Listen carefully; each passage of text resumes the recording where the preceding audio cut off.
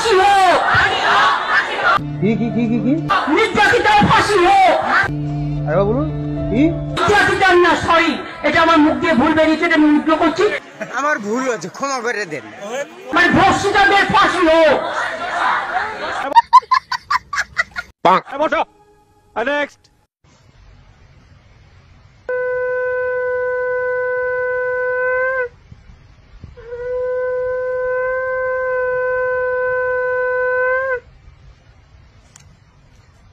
তিলোত্তমার পূর্ণ বিচার চাই।